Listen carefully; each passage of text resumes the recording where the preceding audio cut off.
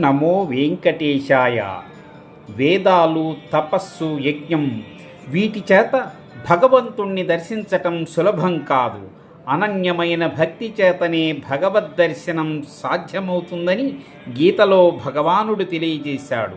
శ్రీనివాసుని దివ్యమంగళ విగ్రహంపై తెల్లని క్షీరధారలు జాలువారుతుంటే స్వామివారి రూపం మరింత శోభాయమానంగా దర్శనమిస్తుంది.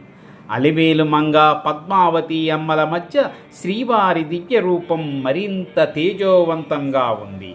ఆ క్షీరధారలు స్వామివారి శిరస్సు నుండి పాదాల వరకు ప్రవహిస్తుంటే తిరుమల కొండలపై నుంచి ఆ కరుణామృతమే జాలువారుతున్నట్లుగా ఉంది. అర్చక స్వామి శ్రీమాన్ పరాశరం విజితేంద్రుల వారి మంత్రోచ్చరణ మధ్య అత్యంత వైభవంగా జరుగుతూ ఉంది ఈ కార్యక్రమం. స్వామి శంఖం, చక్రం, కిరీటం, నామం, దివ్యనేత్రాలు భక్తుల హృదయాలను పరవశింపచేస్తున్నాయి. చందనాభిషేకం సుగంధభరితమైన పవిత్ర చందనాన్ని జలాలతో కలిపి స్వామివారి దివ్యమంగళ విగ్రహానికి సమర్పిస్తూ చేసే చందనాభిషేకం అత్యంత మనోహరమైన భక్తి అనుభూతి కలుగుతుంది. చందనపు శీతలత స్వామివారి దివ్య రూపాన్ని తాకుతుంటే ఆ పరిమళం పరిసరాలను పవిత్రతతో నింపుతుంది.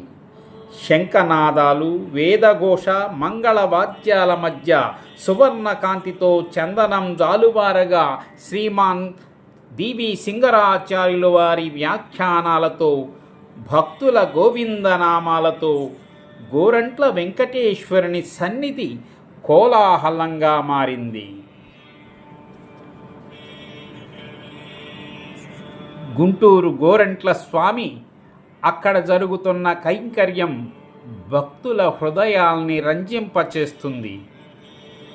అర్చక స్వామి విజితేంద్రుల వారు అద్భుతంగా ఈ కార్యక్రమాన్ని నిర్వహిస్తున్నారు గోరంట్లలో.